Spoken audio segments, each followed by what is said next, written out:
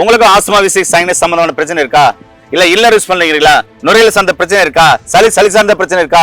மூச்சு விடுறதுல சிரமமா இருக்கா? எங்கேயும் நடக்க முடியலையா? யோசிக்கவே வேண்டாம். இந்த மருந்து அற்புதமா வேலை செய்யுங்க. நீங்க வாங்கி பயன்படுத்தி பாருங்களேன், ஆச்சரியப்பட்டு போவீங்க. இந்த வீடியோ எல்லாருக்குமே ஷேர் பண்ணுங்க. யாருக்கெல்லாம் சளி இருக்கு, யாரெல்லாம் இன்லர் யூஸ் பண்றாங்களோ அவங்களுக்கெல்லாம் இந்த வீடியோ ஷேர் பண்ணுங்க. கண்டிப்பா பயனுள்ளதா இருக்கும். ரொம்ப சளி காபம் அடைச்சிக்கிட்டு உள்ள இறங்கல, தொண்டையில இறங்கலன்னா மேற்கொண்டு ஒரு சொட்டு விடலாம். அதுக்கு மேல வேண்டாம். அதிகபட்சம் 2 சொட்டு. இன்னைக்கு ஆஸ்துமா, வீசிங், சைனஸ் பிரச்சனை, அதுக்கப்புறம் பார்த்தீங்கன்னா இன்லர் யூஸ் பண்றாங்க, நெஞ்சில சளி கொத்துருக்கு, நுரையீரல சளி கொத்துருக்கு அப்படின்றவங்க, நுரையீரலே குடிச்சு தம் அடிச்சு குடிச்சவர் ஆயிடுச்சு, எதுவா இருந்தாலும் சரிங்க, இன்லர் தான் யூஸ் பண்ணிட்டு இருக்கோம் அப்படின்னாலையும் அதுக்கு அற்புதமான தீர்வு பாரம்பரிய கொடுத்துட்டு வராங்க. சின்ன குழந்தைங்களுக்கு பெரியவங்க குணமான நிறைய வீடியோக்கள் நம்ம போட்டிருக்கோம். அதை பத்தி நம்ம முழுமையான தகவல் இந்த வீடியோல பார்க்கலாம். வாங்க வீடியோக்குள்ள போகலாம்.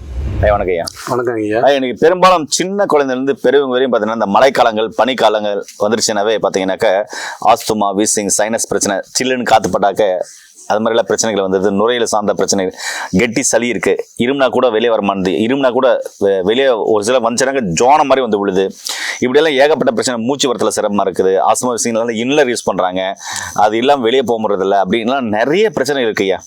நீங்க கொடுக்குற மருந்து அதிவேகமா வேலை செய்யுது, அதிவேகமா எல்லாரையும் குணப்படுத்தி வருது. அது என்ன மருந்து, எப்படி எல்லாம் கொடுக்கணும், எப்படி கொடுத்தா இப்படிப்பட்ட பிரச்சனையிலிருந்து அவங்க முழுமையா வெளியே வருவாங்க? ஏன்னா நுரையீரல் மல்லிப்பூ மாதிரி இருக்கணும்.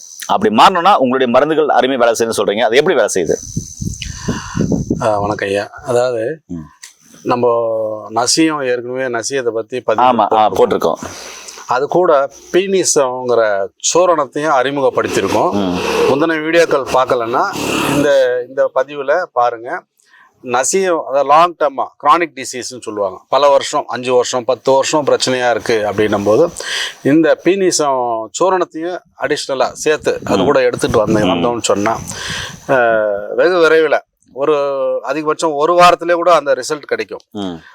திருத்தணிலேருந்து நேற்று எனக்கு ஒரு கால்.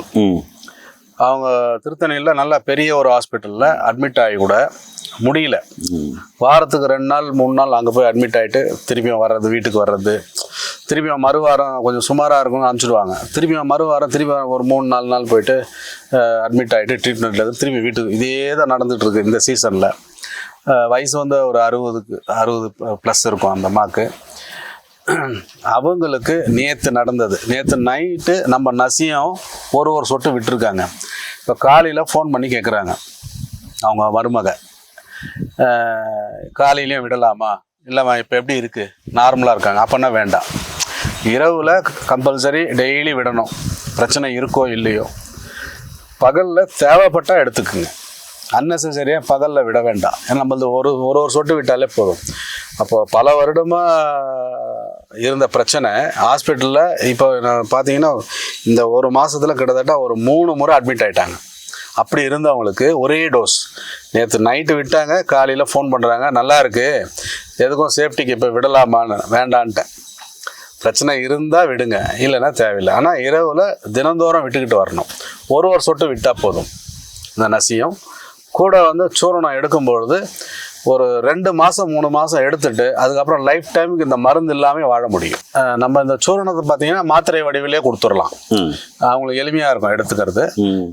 மாத்திரையை பிரித்து, அதாவது உணவுக்கு முன்னாடி காலையில், இரவு உணவுக்கு பின்னாடி தேனில் குழச்சி எடுத்துக்கணும். தேனில் குழச்சி எடுத்துக்கணும். இந்த சூரத்தை மாத்திரை வடிவிலே கொடுக்கலாம். இது பார்த்தீங்கன்னாக்கா ஒரு சொட்டு மூக்கில் ஒரு சொட்டு. ரொம்ப சளி காபம் அடைச்சிக்கிட்டு உள்ள இறங்கல, தொண்டையில இறங்கலன்னா மேற்கொண்டு ஒரு சொட்டு விடலாம். அதுக்கு மேல வேண்டாம். அதிகபட்சம் 2 சொட்டு. தொண்டையில இறங்குற வரைக்கும் வெயிட் பண்ணணும், ஒரு 30 செகண்ட்ஸ். அதுக்கு மேல இறங்கல அப்படின்னா ஒரு சொட்டு விடலாம், மேற்கொண்டு விடலாம். அதுக்கு மேல வேண்டாம். ஓகேங்கய்யா. இது எவ்வளவு நாளைக்கு பயன்படுத்தலாம் ஐயா?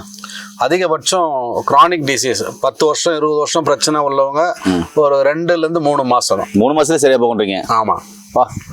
சீசனுக்கு இதுல இன்னொரு விஷயம் என்னன்னா, இப்ப சீசன் டெங்கு, மலேரியா, அதாவது ஃபீவர் வருது பாருங்க, ஜுரத்துக்கு அருமையா கேட்கும். மழைக்காலங்கள்ல வர்ற ஜுரங்களுக்கு, டெங்கு கூட இது நல்ல ரிசல்ட் கொடுத்துருக்கு. ஜுரத்துக்கும் கேட்கும். இப்போ ஆஸ்துமா, வீசிங், சைனஸ் பிரச்சனை உள்ளவங்களுக்கு தாராளமா எடுக்கலாம். ரெகுலரா எடுக்கணும்.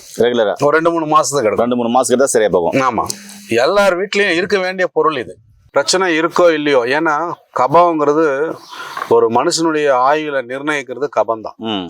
உயிர் உடம்பு விட்டு பிரியுதுன்னா கபம் அடைச்சா மட்டும்தான் பிரியும், இல்லைன்னா ஆயுளுக்கும் அவங்களுக்கு மரணங்கிறதே சம்பவிக்காது. அப்பேற்பட்ட உயிரை பறிக்கக்கூடிய ஒரு நோய்.